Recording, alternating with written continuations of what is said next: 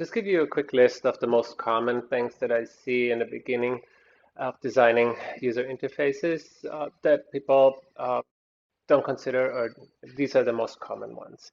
Uh, for making inconsistent elements, that sometimes you have different headlines for the same kind of hierarchies in your layouts, or the same uh, cards in the same images. They should all be the same size if they are similar to each other.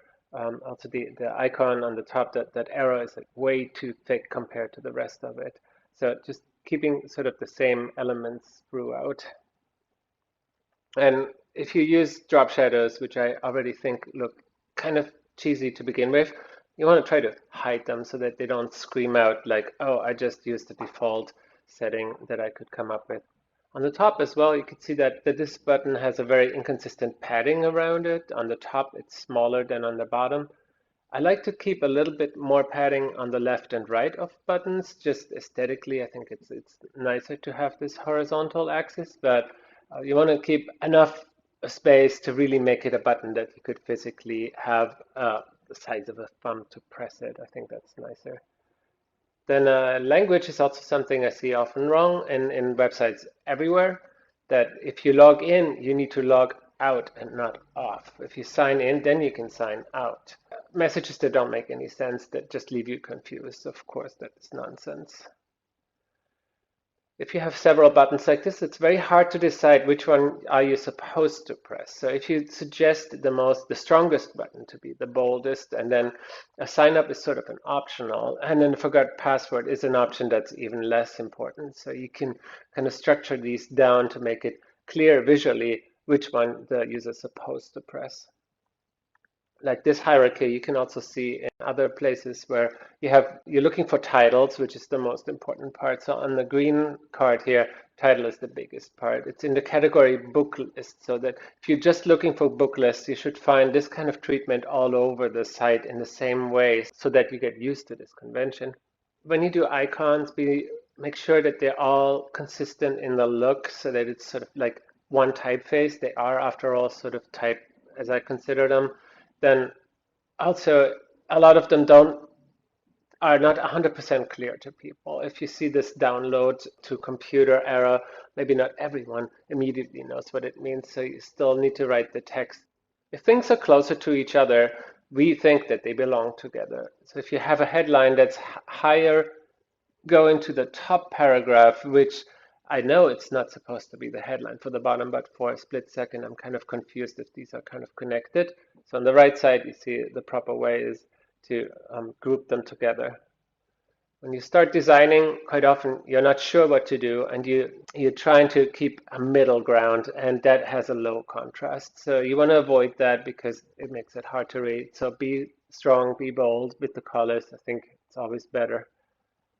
If you use pictures, make sure they're in a good resolution and that they make some kind of sense, that they tell some story. I hate stock photos, but sometimes you have no other choice to use them. But still, they should be photos that have a message and not just pretty. If you come across an error in a website, it's always frustrating because you think you made a mistake. So it's important that you get a feedback that lifts you up in your spirit so you don't get discouraged at this point. So on the bottom here, you can see that you log into MailChimp, it says another user with the username already exists. Maybe it's your evil twin. Spooky.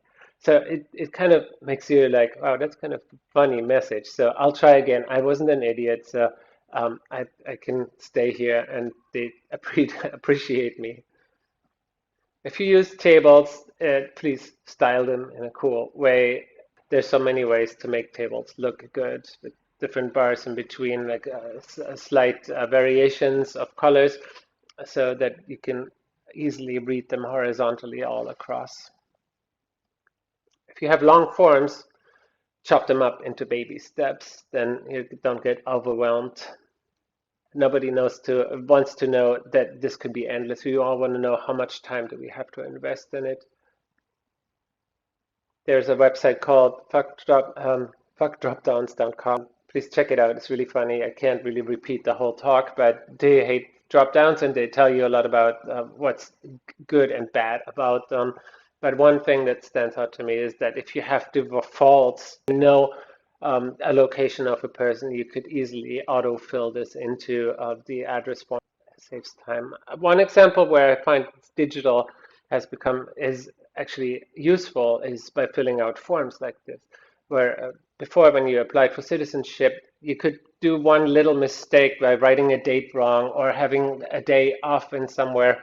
The whole application would come back and you would have to redo it. It would take forever. Now you can do it online, and this system can already kind of double check if you fill down the information that's needed. If there is a telephone number, if there's a digit missing, it will tell you that as an error. So you can't even proceed to the next step until you have filled out most of it. It kind of anticipates what you wanted to do. So that's a good example of digital being very, very useful if it's done right.